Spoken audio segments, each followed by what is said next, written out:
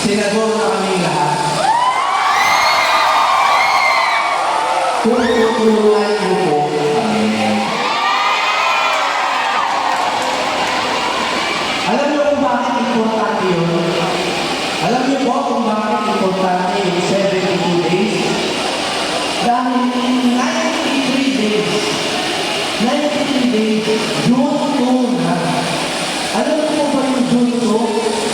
Sisimulan na daw po ang impeachment kay VP Sara.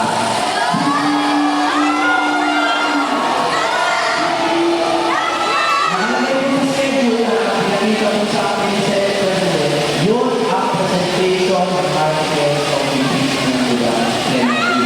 Paano ba kayo nun? Dahil alam niyo po, 151 days na lang at start na ng impeachment trial mismo. Papayag ba kayo yun? Sino po ang may alam kung ilan sa senador? 24 yan, di ba? Ilan ang kailangan na boto para mag-impeach si VP Sara? Alam niyo po ba? 2/3. Ano po ang 2/3 ng 24? 16. Tama, 16. Ilan po ang natira sa 24 minus 16? 8. Ibig sabihin, kung meron tayong 8 na senador plus 1, hindi mai-impeach si Vice President.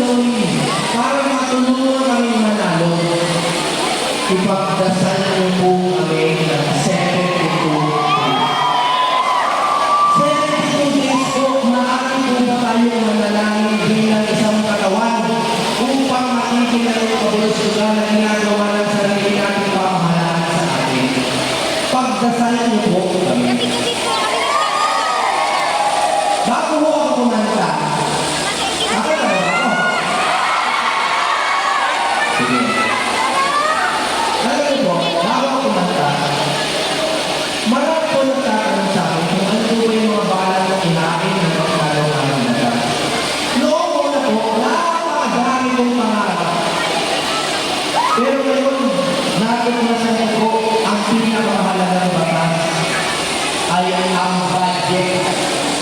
Ang General Appropriation Act. Naiintindihan mo ba natin lahat yan ng dapat yan?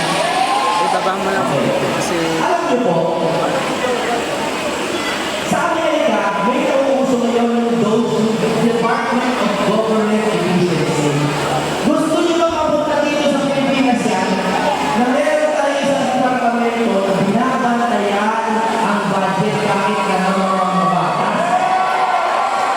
Kasi meron tayong auditor. Ayun, nag-audit din kayo, di ba? Sino nag-audit sa Kongreso? Kami po, babalitaan niyo po ito, kami Congressman Pantaleon Alvarez kasama ni Papa, naghain po kami sa ombudsman ng kaso laban kay Speaker Martin Romualdez. Dahil po, doon sa falsification na naganap sa ating budget. Alam niyo yung mga blanco, di ba mga budget? May blanco. Alam niyo po ba? Paano nagkaroon bigla ng laman ng budget? Blanco bigla nagkaroon. Kasi nga po, dumaan sa kamay ng mga tao. Kaya po tayo mag-digitize. I-digital na po natin pati pagpasa ng batas para masunod ang mga binoboto ng mga kongresista. Kasi ang nangyayari ngayon, lahat ngayon, binoboto lahat ngayon. Sinasabi sa congressman, bigyan kami ng ganitong budget. Paglalaban nila yan, ng kongreso, paglalaban nila, pagdating mo sa totoo sa mga bayan, biglang binabago. Papayag ba kayo yun? Kailangan po natin ng true reform. Reformahin po natin ang bayan Pilipinas. Baguhin natin ang kongreso. Kakanta na ba ako?